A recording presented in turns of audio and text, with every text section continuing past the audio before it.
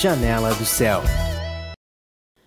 Estamos de volta com o programa Janela do Céu e hoje o nosso entrevistado é o nosso irmão Sérgio Alves, que compartilhava suas experiências como um chamado do Senhor, né? Como ministério da palavra, que é algo muito importante, né, na casa do Senhor. Às vezes nós pensamos que o louvor é importante, que os testemunhos são importantes, tudo isso é importante, mas o centro, né, da igreja é Cristo e toda a igreja ela precisa ter a palavra, né, como ali a parte central de todo o ministério para que haja o crescimento de vida, né? Então é muito importante que todos nós venhamos estar nos alimentando do Senhor diariamente e para isso nós precisamos estar na mesa do Senhor, né? Na palavra, na nossa consagração, no jejum, enfim, todo o procedimento, né, de consagração. E continuando, né, a falar sobre o ministério da palavra e sobre como o Senhor te colocou como liderança de muitas igrejas, não só uma igreja, né? Que tudo é Ele que fez, não foi o irmão que escolheu isso, né? E como é administrar tudo isso, não pelo lado natural, né? Mas tudo tem que ser pelo Senhor. Como se dá essa administração das igrejas para que todas, essa preocupação que todas possam crescer, que todas venham desenvolver, né? Nós lemos na palavra que Paulo dizia, né, que ele sofria, que ele sofria muito por ver que as igrejas às vezes não cresciam, ele ficava muito preocupado. Como que é isso na tua vida, irmão? Exatamente, se repercute exatamente todos esses sentimentos, experiências para todos nós que estamos aqui servindo Deus na frente de liderar várias cidades, orientar, porque a nossa cobertura é espiritual, principalmente para todas as igrejas, e para iniciar também o ministério apostólico como sustentação, a parte financeira das igrejas, até elas saberem se conduzir sozinhas, e se ter condições de serem sustentadas, que a gente dá esse suporte, sempre foi assim, e até hoje continua assim. E tem até igrejas que realmente tardam muito a ter o custeio de suas despesas e não conseguem sustentar sua estrutura. Então o Ministério da Palavra tem ajudado, tem contribuído com muitas igrejas, quase todas que abriram foram ajudadas, raras que não foram, e muitas igrejas que chegam a ficar 5, 6, 7, 8 anos e não tem como se sustentar. Então ali a gente tem que dar um suporte e ficamos sempre na escuta de Deus para saber o que fazer, para equacionar o problema também. Mas às vezes Deus não traz nada para a gente, para mudar nada, então é sinal que ali Deus tem uma maneira de trabalhar diferente que não vamos questionar. E agora, realmente isso que eu falei, que a cobertura é espiritual e eu não tenho nenhuma interferência administrativa nas igrejas a nível de finanças. Cada um vai responder para Deus da sua gestão municipal, né? As orientações espirituais é da minha responsabilidade quando for solicitado e no regar, e quando for solicitado para ajudar a equacionar dificuldades. O estabelecimento sempre é acompanhado de uma instrução, né? Até a pessoa que está lá, seja missionário ou presbítero, tenha condições então de assumir sozinho o trabalho. A gente nunca se negou, eu nunca me neguei a prestar essa ajuda, né? Obviamente que sempre o espiritual e suas leis estão levando à frente toda a parte administrativa e financeira da igreja. A gente tem que respeitar as leis espirituais de Deus, fazer tudo dentro dos parâmetros espirituais, né? Falando financeiramente, de onde vem o recurso, né, no ministério apostólico e como é você precisar dos recursos tem as igrejas que precisam sustentar, vários missionários, uma estrutura para dar suporte, uma estrutura de alimento espiritual, né, para dar suporte. E aí não entra, né? Quais são as experiências assim de você ver que o caixa apostólico está baixando e as despesas estão ali, e como se dá esse procedimento? O irmão ora, faz um empréstimo, como que é que Deus supre a igreja financeiramente? São os dízimos das igrejas, né? E as contribuições espontâneas, que são as ofertas apostólicas, que irmãos tocados pelo Espírito Santo têm depositado ali essas ofertas, e isso é o que sustenta o ministério apostólico. Nós dependemos exclusivamente de Deus, né? Porque no outro programa, né, o irmão compartilhava que tinha essa dificuldade, né, de querer ser pastor pelo fato de ter que depender de Deus financeiramente, né? E como o ministério apostólico depende de Deus hoje? Através dessa fidelidade das igrejas, né, de devolver o excedente para o ministério apostólico poder expandir a obra de Deus. E há umas determinações assim do Espírito Santo, umas direções de que as igrejas em cada cidade elas devem tirar o custeio para todas as suas compromissos e obrigações, pagamento de suas contas, e ter uma pequena reserva de 30 dias, 60 dias. E as demais coisas que sobram devem ser já encaminhadas para a conta apostólica. Mas nem sempre as pessoas são fiéis a Deus nesse aspecto. Outras nem dizimam, né? Porque o dízimo não é dar se a igreja está tendo sobra. O dízimo é para dar sobre a entrada, a arrecadação da igreja. Eles também não aceitam isso. Muitos não aceitam isso, né? Então eu sei que eles vão ter problemas com Deus depois, não é eu, né? Porque explicado já foi, né? Então eles pensam assim, mas não dava nem para pagar as contas, como é que eu vou dizimar? Mas dízimo não depende de eu pagar as contas para dizimar. Dízimo é primícia. Se eu recebi R$100, eu mando 10 para o Ministério Apostólico, e estou devendo lá 3.000, mas recebi R$100, eu vou dizimar dos R$100, entende? E eles não aceitam isso. Eles não têm espiritualidade suficiente, eu creio, para entender que é pela fé as coisas, né? Mas a gente não tem nada, eu não sou fiscal deles, não entende? Eu sou uma espécie de um irmão que tem que prestar apoio para eles compreender os mistérios de Deus e desvendar o Evangelho do Reino. Quais foram, assim, as tuas experiências de Deus suprir no momento exato, né? Algo que o ministério apostólico necessitava financeiramente, né? Um valor, algo assim, e Deus, pela mão de Deus, você vê que Deus trouxe aquele recurso. Nós sempre vivemos assim super apertado. O que entra dá para pagar as contas. Mas houve épocas aqui na igreja, eu acho que em 2005, 2004, 2006, por aí, nessa faixa aí, Deus levantou alguns vasos que tinham uma contribuição expressiva, né? Que ajudaram muito a igreja local deles e também ajudaram muito o ministério apostólico. E foi essa época em que Deus abriu mais as torneiras, foi onde a igreja mais expandiu. Nós conseguimos abrir igreja em 2 estados naquela época.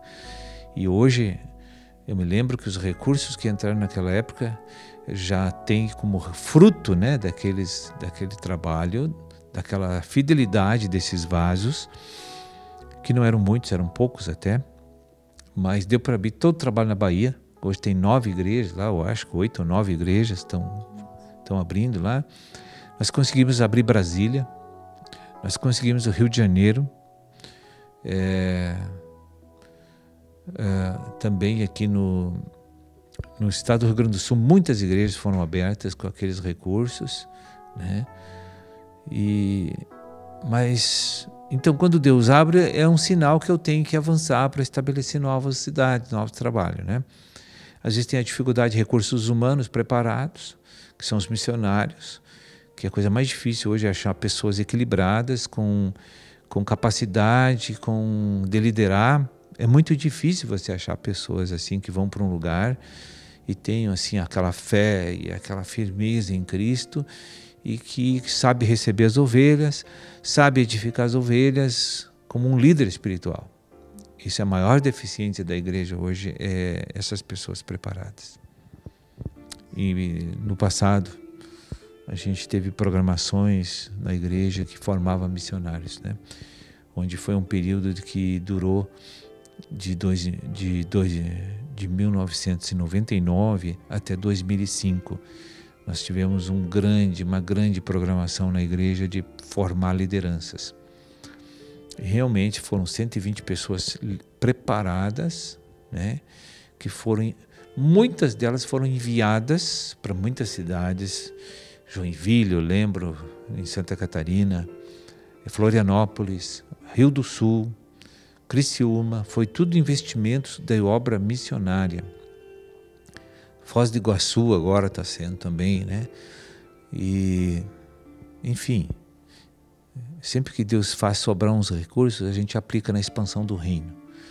Então, as pessoas estão vendo esse depoimento, se sentir no coração assim, de se tornar um ofertante do ministério de expansão do apostólico, que eles orem a Deus e se sentirem, que não fiquem receosos, né?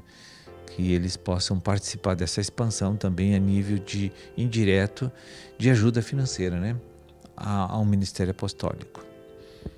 Vamos orar pelos ministros de finanças, né? Em nome de Jesus, que Deus vai prover para que haja grandes recursos, para que haja essa expansão, tudo sobre a direção do Senhor, né? Então, se caso você pense que o teu dinheiro talvez não vai ser bem aplicado, todo o recurso que entra é para a edificação da igreja, para gerar mais igrejas, né? Para que muitas pessoas sejam salvas, e é esse o objetivo, né? do ministério apostólico. E como é ser uma liderança? Eu pergunto no sentido assim que todo mundo gosta de mandar, né? E há um período assim que parece que todo mundo imagina assim que também gostaria de ser um apóstolo, talvez, né? Mas como é a tua vida hoje? A tua consagração, você participa de programações fora da igreja? Como é a tua vida particular, assim, como sacerdote, como líder? Porque às vezes as pessoas pensam que é muito fácil ser um apóstolo, ser um ministro da palavra, enfim, né? Ter aquele encargo que muitas pessoas acham que talvez fariam melhor, que talvez tomariam decisões melhores. Como é a tua vida hoje? Olha, desde que eu me decidi lá, como eu contei em programas anteriores, eu nunca mais tive férias naturais. Não porque alguém vai falar mal ou vão me obrigar, não, eu não quero. Eu não preciso mais disso. E nem tem mais o que fazer lá nesse entretenimento mundano, né? Tem. Vão tirar 30 dias na praia. Para quê? Não gosto daquilo lá. Eu gosto de Jesus agora. Eu gosto da igreja. Eu gosto de cuidar das coisas do Senhor. Não é porque os outros estão me vendo que eu não vou. Eu tenho direito a tirar férias, mas eu não quero. Deus até me dá liberdade se eu quisesse, mas eu não quero. Eu me sinto bem dentro da igreja fazendo a obra de Deus, e Ele me renova de dia em dia. Eu não preciso de férias naturais. As férias que o Senhor me dá é aquela renovação do Espírito Santo a cada dia. Eu venho aqui, dou uma mensagem, estou moído, venho aqui, dou uma mensagem e fico renovado para mais uma semana. Essas são minhas férias. Isso é mais barato. Eu não preciso ir me torrar no sol, lá, me salgar numa água. Quem faz isso, eu não sou contra. Mas eu não quero mais esse tipo de vida para mim, nunca quis, desde que eu me decidi a servir o Senhor. Eu vivo 101% para a igreja, para Deus, para o Senhor. E estou sempre preocupado com a obra do Senhor, em primeiro lugar. Depois eu. E até nem sou eu o segundo, sou o terceiro talvez. Então, essa é a minha vida que me faz feliz. As pessoas ficam pensando, o cara é muito fissurado. Não sou fissurado, eu sou realista. Se Deus diz que o meu reino não é esse, o que eu quero com esse mundo? O que eu quero? Se Deus diz que eu tenho a eternidade inteira para entrar em descanso, o que eu quero parar agora? Eu não preciso de descanso, eu me renovo no Senhor todos os dias. E falando nisso, né, às vezes a gente vê Jesus, ele tinha uma vida solitária, né? Paulo tinha uma vida solitária. Por exemplo, os presbíteros, se eles estão com uma dificuldade, eles ligam, né, para sua liderança, para o irmão Sérgio.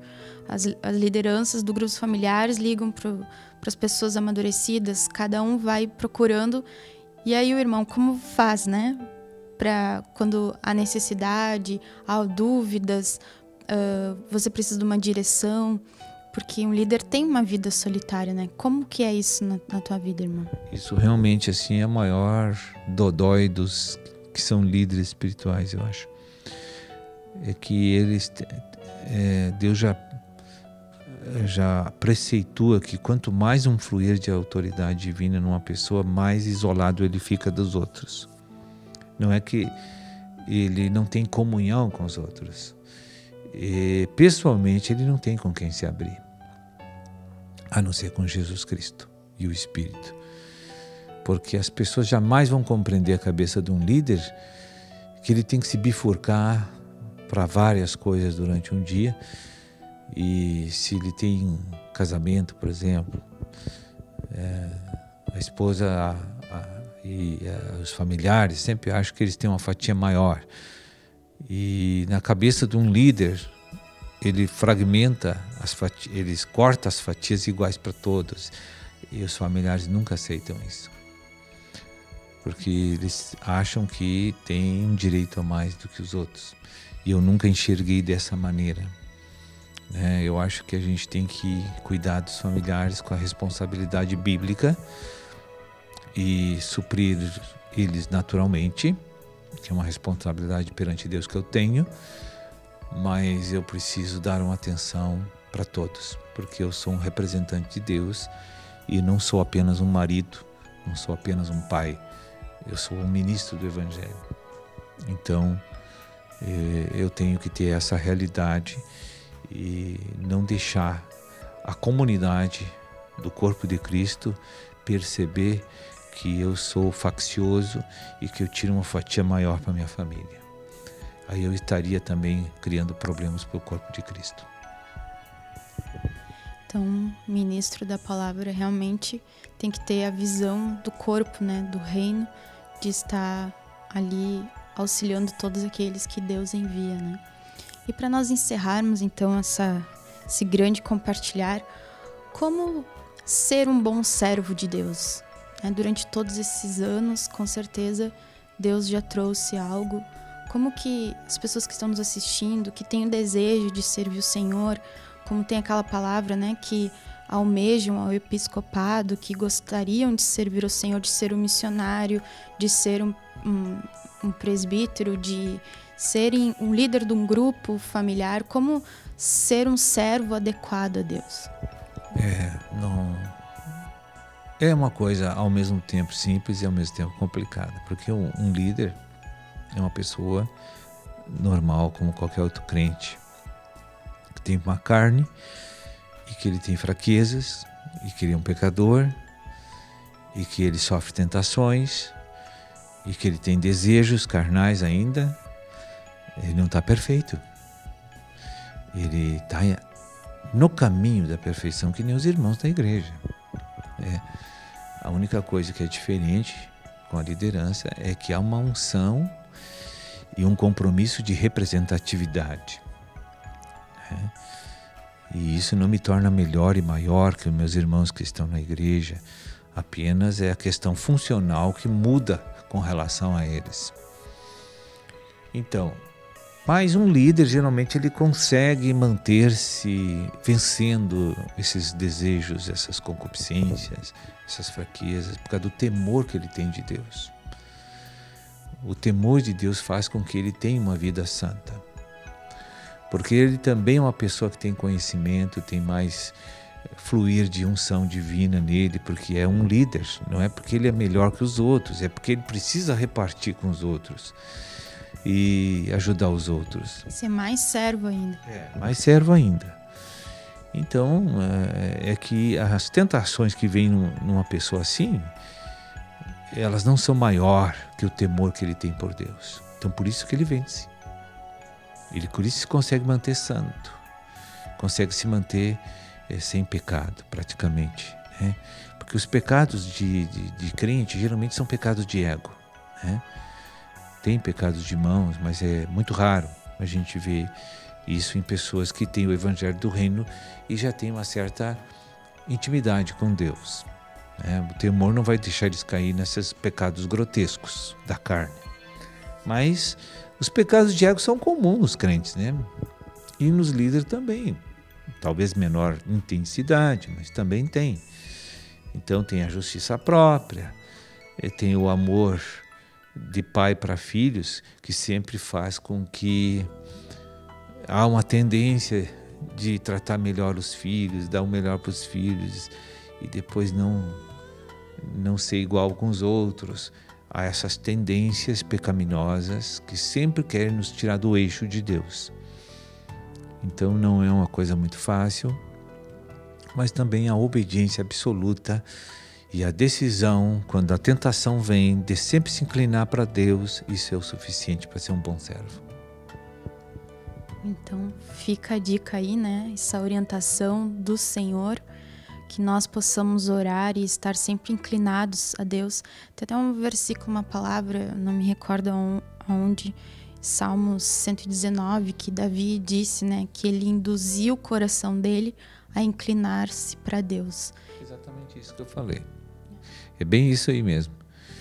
Então a gente pesa, né, o pecado. A proposta de Satanás é essa, me agrada demais. Mas a proposta de Deus é a eternidade. Fico com essa. Amém. Então, que você fique com essa, com a direção do Senhor, com a vontade do Senhor e possa inclinar pelo livre-arbítrio sempre para ter um coração limpo na presença de Deus, para ser um servo adequado, para que Deus te use naquilo que o Senhor te chamar, seja em qual posição, em qual função do corpo de Cristo, se você vai ser uma liderança ou não. Porque, na verdade, todos nós fomos chamados para líderes, né? Só dependendo do encargo aí, né, que o Senhor traz, da comissão. Mas todos nós fomos chamados para frutificar, para render para Deus, para fazer tudo aquilo que Ele colocar nas nossas mãos. Então, agradeço aqui a presença do nosso irmão e que, em nome de Jesus, Deus prospere o ministério, né? Que cada dia mais o Senhor mantenha a mesa pura, em nome de Jesus. Ok, eu agradeço muito a Deus por essa oportunidade. Parece que tem mais um capítulo, né? Mais um programa. Tem. No próximo programa, nós vamos ter aqui o relato das experiências sobrenaturais, né? Que o nosso irmão já experienciou com Cristo. Coisas que a mente humana não explica, né? Que aprove a Deus trazer coisas, curas, revelações, enfim, aquilo que o Senhor quiser aqui ministrar, que às vezes a gente até imagina falar determinadas coisas, mas o Senhor é que dirige, né? Amém. Então, ficamos aí para a próxima, para a gente dar continuidade às experiências de um servo aí. Amém? Amém. Então, que Deus te abençoe. TV Menorá apresentou Janela do Céu. Um programa com entrevistas. Janela do Céu.